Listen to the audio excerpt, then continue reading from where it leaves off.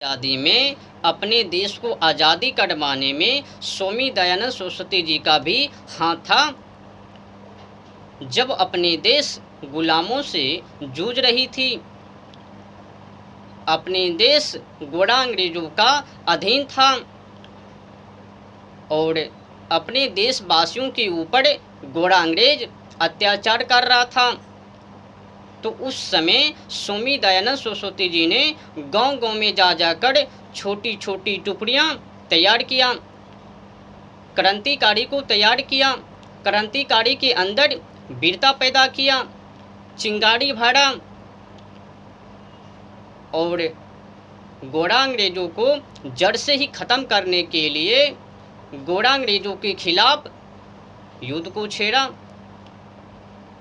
उनके खिलाफ रामभद्राचार्य जी ने तोड़ मरोड़ कर झूठी आरोप, कल्पित भरी बात बोल दी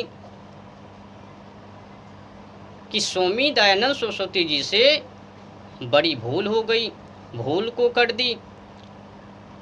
ऐसा क्या भूल को कर दी? रामभद्राचार्य जी, भूल स्वामी दयानंद सरस्वती जी से नहीं बल्कि आपसे हुआ है। आपने जिस प्रकार से स्वामी दयानंद सरस्वती जी के ऊपर झूठी आरोप लगाया, मैं इनको निंदा करता हूँ। बाकी आपका ज्ञान आप जाने।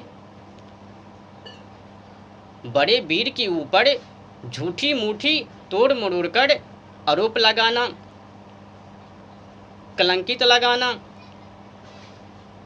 मिथ्या दुष्प्रचार करना, ये तो अत्याचार हैं, पाप हैं। आप पाप को धो रहे हो।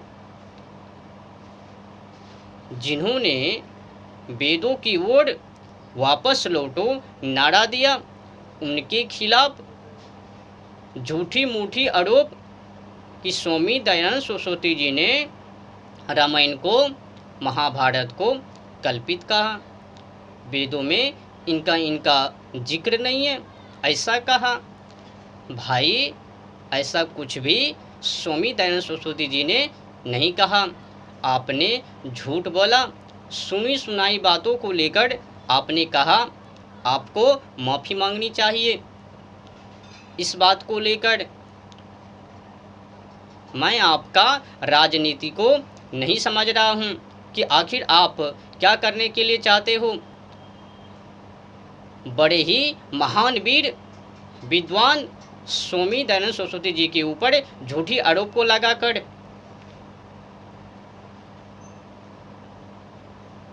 बोलते बोलते आपका मुख बहक गया और आपने क्या बोल दिया।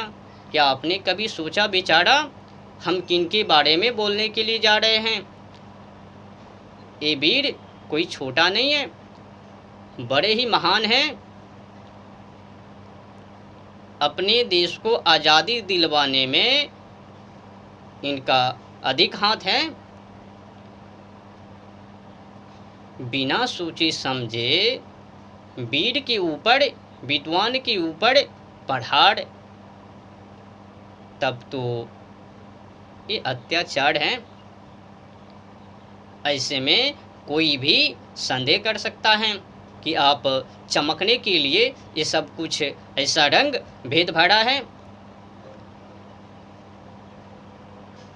अपने देश में ऐसा कौन माइका लाल हैं जो कि स्वामी दयानंद सरस्वती जी के ऊपर झूठी आरोप लगाएंगे?